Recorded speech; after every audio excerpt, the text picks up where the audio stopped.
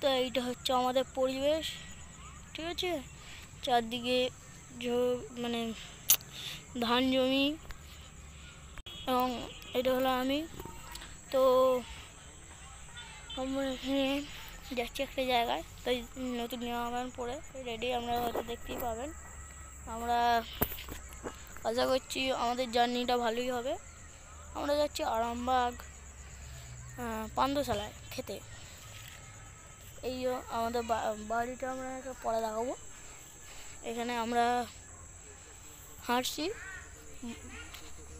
তো আপনারা সকলে ভালো থাকবেন, সুস্থ থাকবেন, এটাই আমার আশা। তো এই জায়গাটা খুব ভালো। এখানে মানে মাঠের মধ্যে এখানে হাওয়াটাই আলাদা, পরিবেশটাই আলাদা। তো क्या आप अच्छे हो, ये मेरा आज से डायलॉग है, क्या आप अच्छे हो।